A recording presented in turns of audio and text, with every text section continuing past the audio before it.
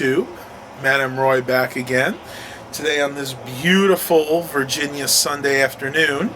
It is right about 65 degrees. This has really been the first warm day we've had the whole year. It's ridiculous. I mean, I've been wanting to keep doing this, but the weather just hasn't been cooperating. But for at least for the foreseeable future, the weather's going to be warm, so I'm going to be able to do this at least 2 or 3 days a week. So come on this journey with me, guys. All right, let's head out. Mom's going to be joining us today. Oh, it is so gorgeous out right now. You know, I like winter a lot, I always have, but this year's been particularly hard, especially with the really cold temperatures. We're not used to seeing close to zero, or even a few days we had below zero temperatures.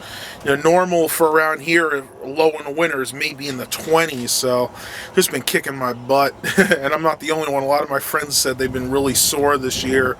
Joints, muscles, nothing works well when it's anything below 15 degrees.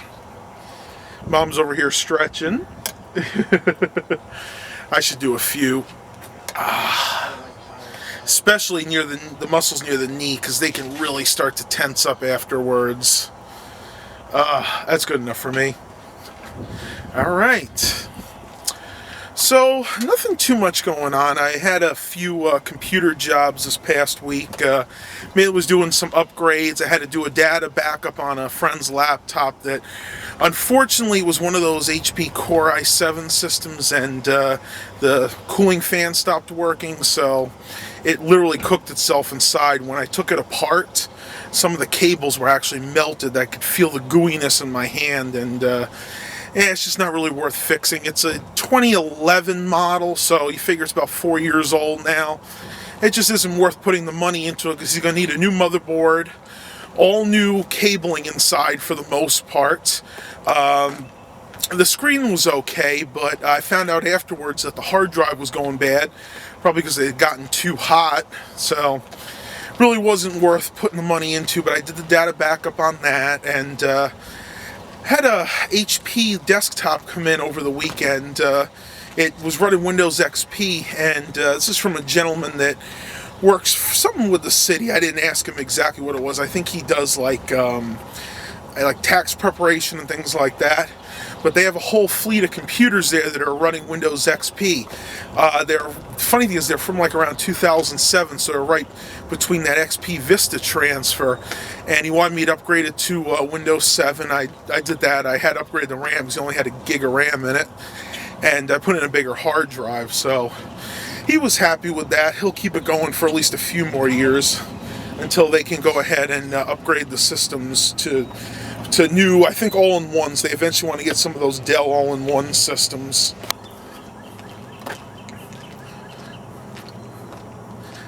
I don't know if you guys can hear that in the background. Even the birds are out and happy now. I think spring has finally come. Oh gosh, I tell you, it's been just crazy this winter. And unfortunately, it's really affected my business too, because people don't want to get computers repaired when the weather's nasty. Nobody even wants to venture out. So I've hardly had any repair work other than what I had this week. I think the last repair job I had was over a month ago. But now that the weather's nice, I'm pretty sure people are going to need to get their computers worked on. You know, a lot of people get viruses over the winter. I've been running to a lot of people, it's amazing, that are still running Windows XP even after all these years. Went out of support April of 2014, so it's almost a year now that Microsoft has officially not supported it, but people are still procrastinating, and you know, it's really not safe to run anymore. Unfortunately, there hackers out there exploit those security holes, and people are going to get their identities stolen. It's really sad. But if any of you guys running Windows XP other than the POS ready version, make sure you upgrade as soon as possible. As you guys can see, for the most part, the snow is gone, but there are still a little bit of patches left where the salt mixed with it. Got one there. Got a little bit here. It's amazing to see snow when it's close to 70 degrees out. I tell you, I really wasn't expecting to see anything else today. One problem we've had is not really flooding, but everything is constantly moist. Like, it actually hasn't rained in quite a few days, but the ground, if you see it even here, check this out, guys. I'll put my foot down. You guys can hear all the ground in our area is totally saturated. I know at my grandma's house, they're having a real problem. They've had probably, oh gosh, this year I think he said they've had something like 100 inches of snow, and a lot of it is still compacted down. You know, a lot of it hasn't melted yet. Well, if the snow melts slowly, then they'll be okay, you know, a little bit at a time. But that usually doesn't happen there. Unfortunately, what usually happens in their area, they'll stay cold till maybe about the beginning of April, and then the snow will melt really, really quickly, and it'll cause major flooding issues. And my uncle's house, you know, formerly my grandmother's house, the basement there tends to flood, and it doesn't actually flood through the windows. What happens is the groundwater, the table gets so high, it actually comes up through a sewer pipe that's down there. And I remember one year when it was really bad back in the 90s, my uncle and I had to go down there. We actually had to shovel the water down the sewer pipe. This was a pipe that they put down there for drainage, because they were actually going to put a toilet there at one time, but instead of taking it out, they realized they needed something to drain the excess water. And I remember that year, oh my gosh, I think there was something like 4 or 5 feet of water down there. I remember it was close to my knees, and we spent about 2 or 3 hours just shoveling it down that pipe, and luckily we got it down to about a foot before the pipe started backing up a little bit.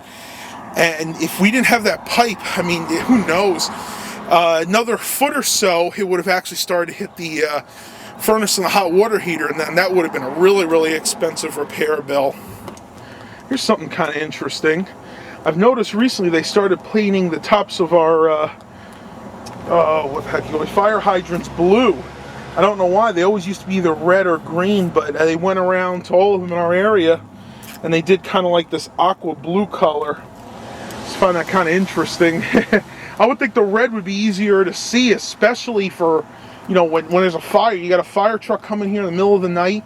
I mean, granted, we have the street lights, but sometimes if they're not working or the bulbs are dim, not a great idea, Chesapeake. Well, as you can see, we definitely got the kids playing today in the neighborhood. Probably the first time they've been out.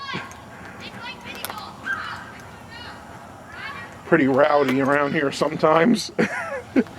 But I don't blame them. I mean, being cooped up in the house all winter, I want to be out on the first nice day of spring too.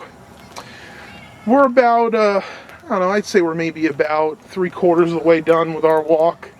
We're taking it easy today just because first time we've been out in a while. I'll tell you, I can feel it, guys. I am already tensing up.